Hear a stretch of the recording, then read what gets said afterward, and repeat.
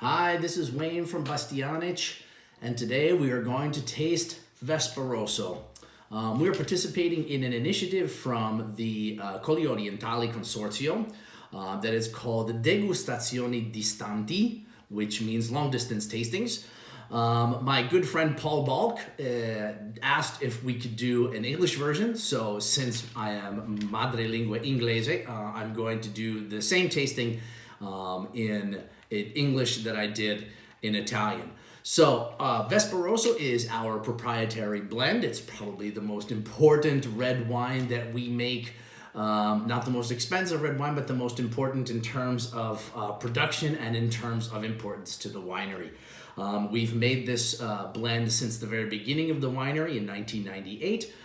It was created at the very beginning of the winery alongside Vespa Bianco, our famous white blend. So this has always been sort of the red counterpart to the Vespa Bianco. This is a blend of 50% Merlot, 30% Refosco, and 20% Schioppettino. So 50% imported grape variety Merlot, which does really, really well here in Friuli, and 50% split between 30-20 on the Refosco and the Schioppettino of native grape varieties. All of these grape varieties are vinified separately.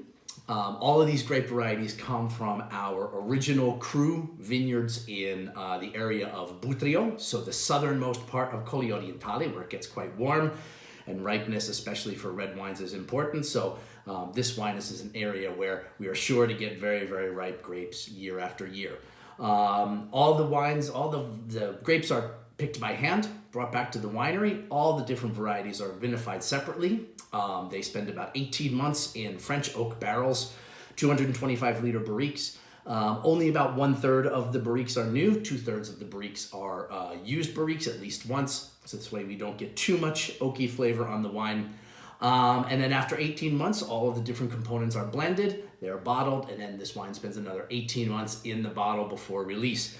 This is the 2014 vintage, not the most fortunate vintage that we've ever had. A difficult vintage, lower yields for sure, a bit of rain, but with some very stringent reduction in yields and also extreme selection. We've only made about 50% of this wine that we normally make in a typical year. We only made about half of what we made in 2014.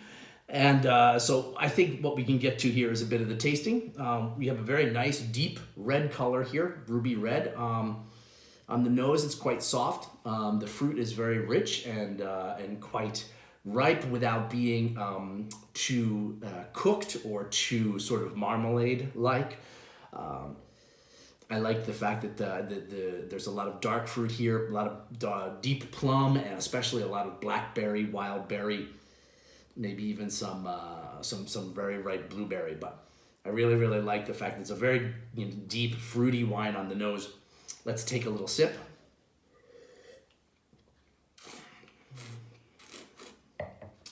In the mouth, you start getting a little bit of that oakiness, but it's very well integrated into the overall flavor profile of the wine.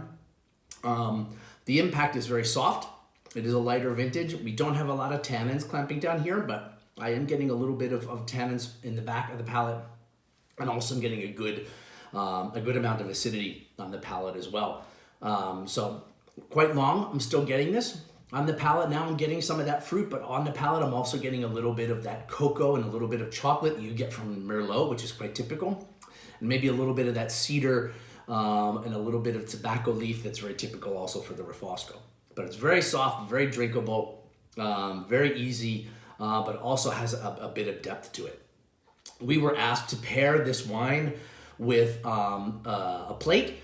I would obviously select something maybe on the red meat side, but nothing too strong because it's not a particularly big structured year for Vespa Rosso.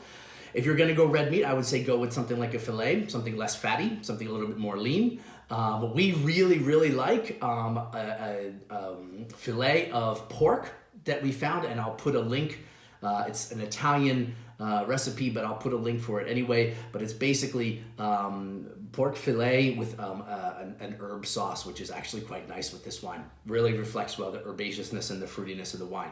We were also asked to pair this with a film. I really thought about something that was a little bit more dark, something a little bit more complex. So I wanted something that was kind of tony and rich and maybe a little bit of symbolism going on there, but nothing too heavy. Something with a little bit of action, a little bit of excitement, because this wine is a little bit of exciting. So I chose Collateral by Michael Mann. I think that's a great movie. Probably Tom Cruise's best performance for sure. And then we were also asked to pair a book. And because obviously in the time of coronavirus, we're going to have to figure out something to do. So I really like the last book that was ever published that was an unfinished novel by Ernest Hemingway. It was called Garden of Eden. It is called The Garden of Eden. It's kind of an odd story for Hemingway. It's a bit of a androgynous love story. If you've never read it, I'd say check it out. It's kind of sexy and it's kind of hot because it's set on a tropical island. But it's a very interesting study in character and sexual gender roles and things like that. It's an interesting book. I believe it was finished by his son. But I think the complexity of the book and the warmth and this kind of softness and this complexity makes it a good pairing with this wine as well. I hope you enjoyed the tasting. I hope you enjoy the wine. Do remember that our wines are available in Italy on our e-commerce. Bastianich.com is open and running. We are shipping wines. There may be a little delay in shipping, but things are moving. We are accepting orders, so feel free to check this wine out online. There are also other places online where you can find Vespa Rosso, but we always like it when you come to Bastianich.com. So thank you very much for watching. I hope you enjoyed, and take care. Stay indoors.